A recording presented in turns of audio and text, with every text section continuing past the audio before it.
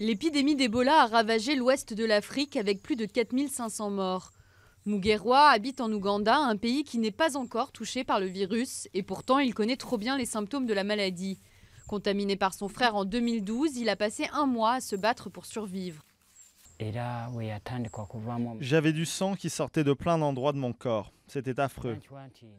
À l'époque, j'étais avec un membre de ma famille. Ils m'ont tout de suite conduit à l'hôpital Mulago où le personnel soignant a pu m'aider. Toute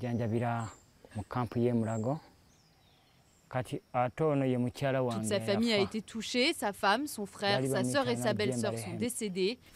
Il vit aujourd'hui avec sa mère, profondément affectée par cette tragédie. Mugerwa est chanceux d'être en vie, mais la maladie l'a ruiné financièrement. Quand j'étais malade, j'ai dépensé toutes mes économies pour me soigner et soigner ma famille. J'ai même dû emprunter de l'argent à mes amis. Quand je suis revenu de l'hôpital, j'ai dû vendre tout ce que j'avais pour rembourser mes amis.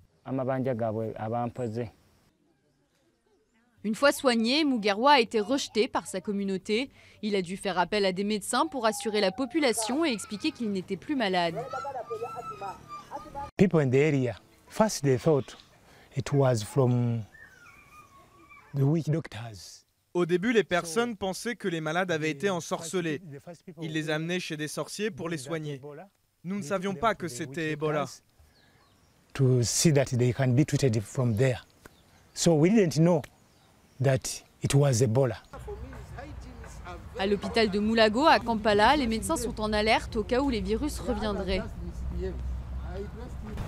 Je ne fais pas peur aux gens, mais je dis la vérité. Les derniers cas d'Ebola dans le pays remontent à 2012. En septembre, 5 personnes ont été suivies de près par les médecins suite à un décès. Ce n'était pas Ebola, mais le virus de Marburg, une fièvre hémorragique voisine d'Ebola. Pour Mugerwa, le risque de retour du virus ravive des souvenirs douloureux.